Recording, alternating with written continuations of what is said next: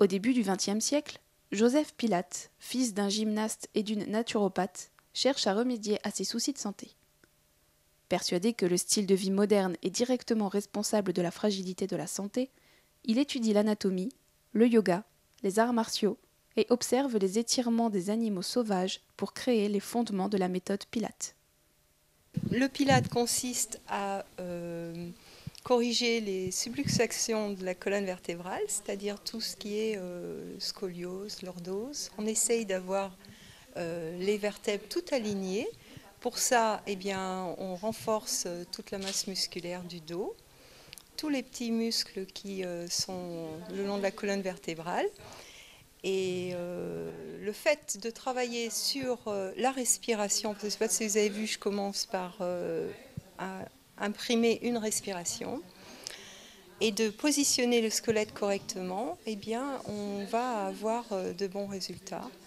Et tout ça en contractant le plancher pelvien pour ne pas justement faire des effets négatifs à ce niveau-là et donc ensuite avoir des problèmes d'incontinence. Voilà. Donc on tire tout vers le haut et on muscle tout sur la colonne vertébrale. On corrige ce qui n'est pas droit et en plus on stimule le système immunitaire, donc on va chercher dans ce qu'on appelle l'homéostasie du corps. La méthode Pilate s'est très vite répandue, notamment dans les compagnies de danse new-yorkaises, car les exercices accessibles à tous permettent de rééduquer et de renforcer les muscles. Les femmes enceintes, les seniors, les jeunes, à partir de 16 ans, c'est préconisé. Et puis les moins jeunes, ceux qui travaillent, les actifs, qui sont assis tout le temps, ou qui sont assis derrière un volant aussi. Donc c'est pour que tout le monde se tienne droit, reprenne possession en fait de la maison, parce que c'est ça. Quand on a un petit bobo, on court chez l'ostéopathe. Mais on peut, en entretenant toutes les articulations, en faisant tout le tour du corps comme nous on fait là pendant 7 heures, eh bien on n'a plus besoin d'aller voir l'ostéopathe. L'ostéopathe c'est nous. Donc en fait, en faisant du Pilate, vous vous réappropriez la maison. Forte de ses 25 ans d'expérience validée par une formation de coach au Luxembourg, Valérie Godard dispense ses cours avec humour et bonne humeur, à l'écoute de ses élèves et bien sûr de leur corps.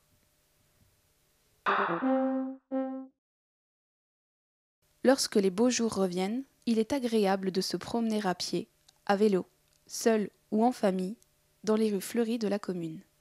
Comme chaque année, la mairie a souhaité récompenser les habitants de Cattenom, Zensich et Ussange, qui par leur passion du jardin contribuent à la beauté de ces villages et au bien-être qu'ils procurent aux promeneurs. Il n'y a pas d'inscription en fait.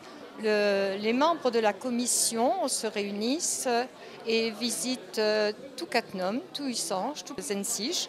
En fait, on se promène dans toutes les rues et on note les fleurissements individuels des gens. Donc le jury est attentif à la diversité des végétaux, à la qualité de l'entretien, à l'originalité des compositions et à l'harmonie des couleurs et des formes. Que vous viviez en maison avec un immense jardin ou en appartement avec un petit balcon, que vous ayez une expérience de jardinier ou que vous débutiez dans ce domaine, au final, ce n'est pas important. Ce qui compte vraiment dans ce concours, c'est la passion et l'amour des végétaux. Qu'avez-vous fait comme fleurissement particulier? Alors des géraniums sur le balcon en extérieur en fait qui est fleuri devant la maison depuis de nombreuses années, voilà, ni plus ni moins, et un magnifique rosier jaune également. Consacrez-vous beaucoup de temps au fleurissement de votre maison? Oui, beaucoup de temps, oui, effectivement, oui, parce que c'est une vraie passion pour ma femme et moi, donc on y consacre beaucoup de temps, on adore ça. C'est reposant.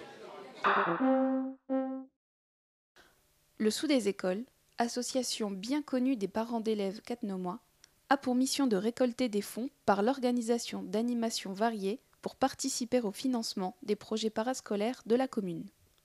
À l'occasion de l'assemblée générale de l'association, la présidente a fièrement présenté le bilan de l'année écoulée. Si le bilan budgétaire est positif, c'est sans aucun doute grâce à un choix judicieux d'animation, mais aussi et surtout grâce au fort investissement des parents bénévoles. Donc il y a les membres du comité donc, qui participent aux réunions et qui participent à l'organisation des manifestations.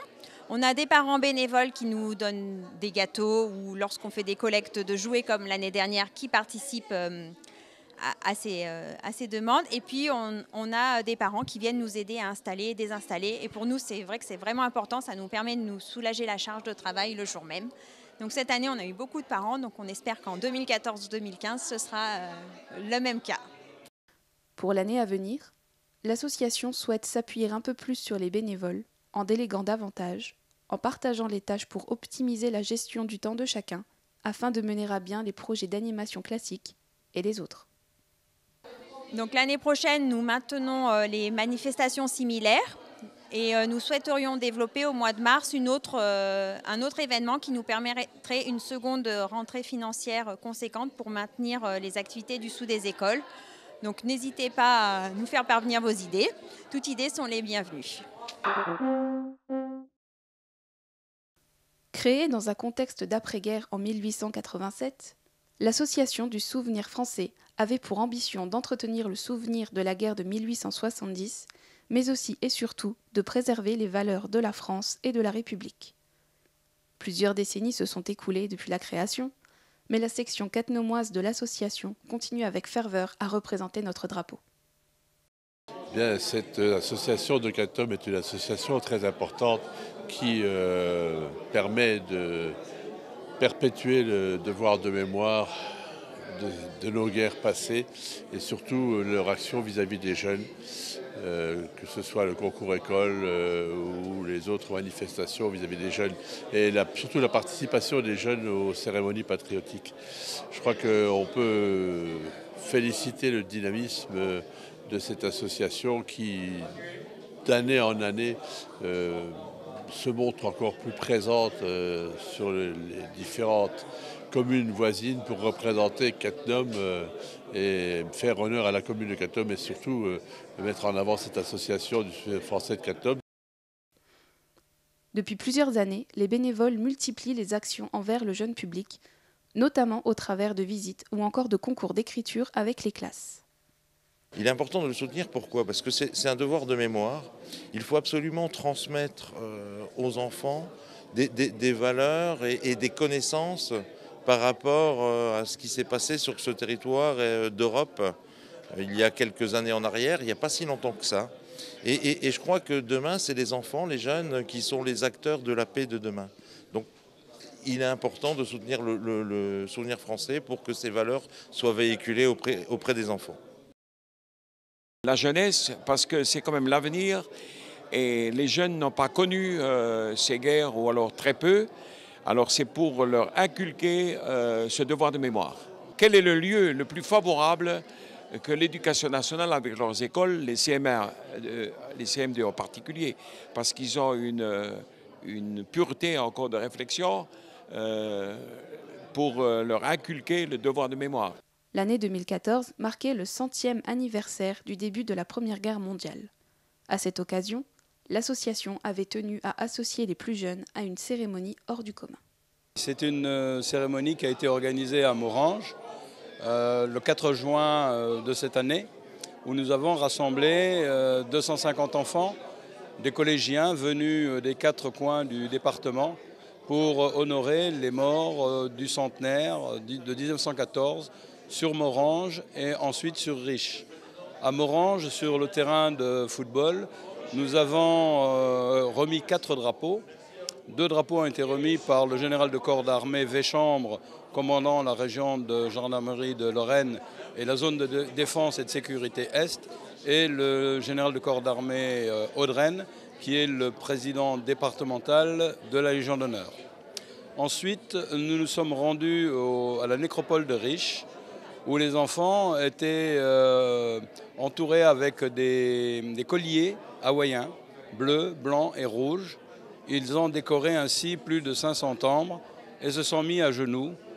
Et alors, ce qui est un fait marquant, c'est qu'un enfant a demandé à son professeur est-ce qu'il y a quelqu'un en dessous ? Et il lui a dit oui, il y a un mort. Alors c'était une cérémonie extrêmement prenante et avec beaucoup d'émotion. De nombreuses actions tournées vers la jeunesse, une modernisation de l'organisation, et depuis peu la vente de gadgets aux couleurs de l'association, il est clair que le souvenir français continuera encore longtemps de transmettre le message de ceux qui ont donné leur vie pour nos valeurs.